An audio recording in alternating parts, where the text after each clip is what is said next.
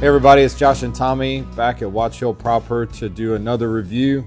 This week we're going to take a look at Eagle Rare BTAC 17 year. Comes in at 101 proof, like normal. So yeah, it's nothing crazy to say about it. It's a house favorite, Eagle Rare's. Yeah. It's a very popular drink around Watch Hill, and the 17 year is no different. I'll say the good and the bad about Eagle Rare is for I don't like 90 proof whiskey, not really at all. But when this was 90 proof, if there was a whiskey that you had to drink, it was probably 10 year. It used to be 10 year single barrel 90 proof whiskey. They changed it up to 101 on the BTAC a couple years ago, and to me it drinks completely different than the old BTAC, but this is better. But that's always been the best gateway. I thought the 90 proofers, Eagle Rare was always, and you could still you can still find it occasionally on the shelf. Yeah, it's out there a lot more often now. It is. I was reading something as a matter of fact yesterday, and it said there's some of those things that were leaving the shelf coming back to the shelf. Yeah, it's great. I always thought even Eagle Rare was probably one of the last ones, it seems like, to leave the shelf. Yeah. It was always around, and then all of a sudden it wasn't. Yeah. It was like, I know. It was the Buffalo Trace. Oh, it's Buffalo Trace. It's got to be liquid gold. And so there you go. So it disappeared probably a few years back. I have owned a bottle of this years ago, and I remember just really, and that's back, I guess, when it was, I think the BTAC was 92 also, right? Until I feel a like couple it years was. ago. So yeah, and it was good then. I mean, Yeah. there's something about a 17-year-old product, I would say it's definitely one of their more popular products. It's more accessible, the regular Eagle Rare. I mean, it's definitely a fan favorite around here, and we do a lot of old fashions with it. Oh, for sure. All kinds of stuff. So it's a good drink. So we'll see how this year's BTAC comes in. Got a good nose, man. Whew. Yeah, that's fruity. Man, that is fruity. Yeah. Man, that is, I mean, when you say fruity, sometimes you're like, I get a hint of fruity. No, that's a fruit bowl. That's like the bowl sitting on the counter. It's true. Man. A lot of fresh fruits like grapes, strawberries. Yeah.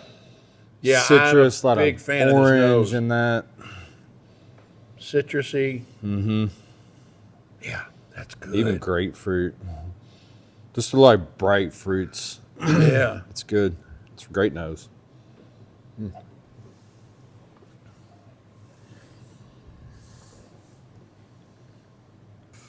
Cheesy. I can immediately tell that the finish will not hold up compared to the nose and the mid palate. The finish goes eraser or something. I'll get it on the second sip. It does something that's a little off, but man, front, mid, and nose are pretty tasty. It does something. I'll be able to catch it on the second Well, sip. 17 years in the barrel. Yeah. I mean, I don't care what it is. And I don't even know what this is. $150. That's the Suggested. That's right. Yeah, well, yeah. Which means we're buying it. I think when we got this through distribution, I don't know what's $100, $120. Yeah. It's just ridiculous. Yeah. A 17-year-old, I'll say it until they bump their prices. Yeah. That's the problem. This needs to be a $300-400 bottle. Yeah, I agree. 17-year-old whiskey it's just not. They're aware that they could fix some of it. They elect not to, and that's for a different podcast. It is, but 17-year whiskey, it's worth its weight in gold. I mean, it's got so much complexity in there. The finish wasn't as bad on the second sip. It still goes a little bit. I'm not going to call that tannic. That's not what it is. It has a little bit of the eraser effect on the very finish. It lasts a little bit longer than you would think a 101 would last. The front and mid palate. Mid palate's really good.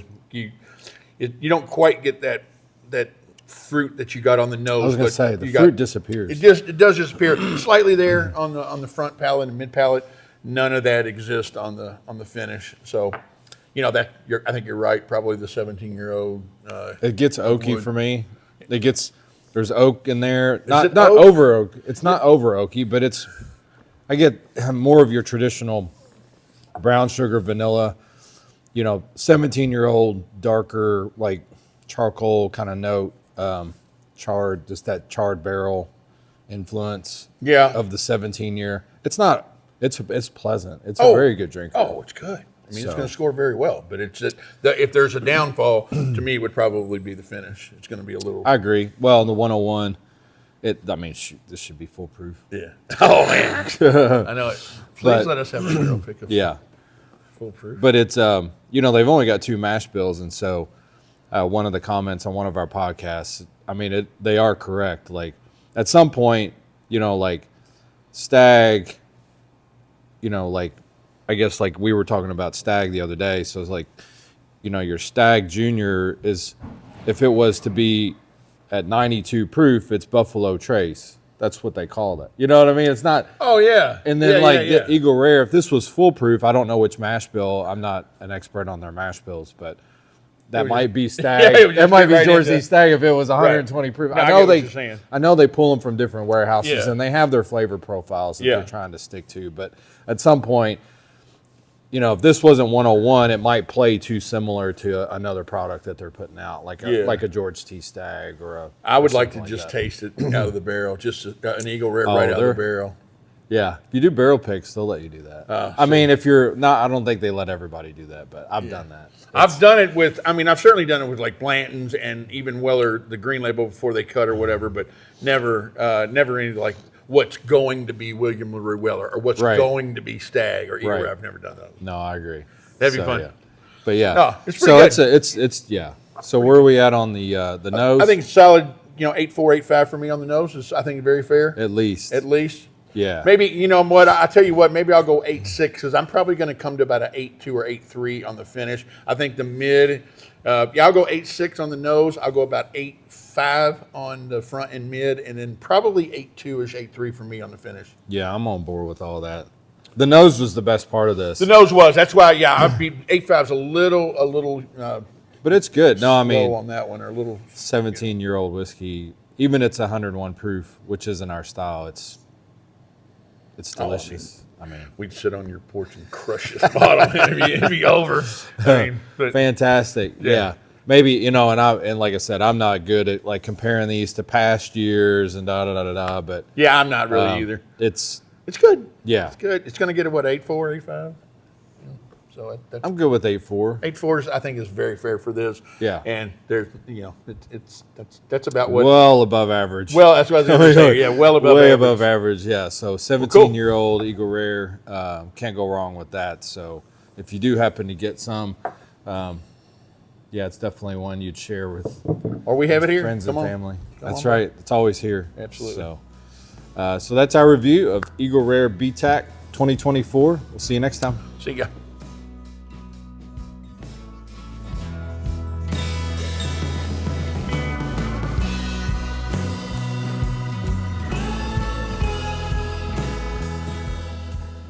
Hey guys, I'm Tommy. This is Josh. We're the owners of Watch Hill Proper. We are the largest American whiskey bar in the world. We're located in Louisville, Kentucky. We'd love for you guys to come out and visit us. We offer, elevated cuisine, great cocktail list, and the wall is what people show up to see. Definitely can satisfy your palate from standpoint of whiskeys, different bourbons, different flights. You can make your own, but we have wines, cocktails. Michael Crouch is our chef. I was going to say, amazing food. So we'd love to have you come out and visit.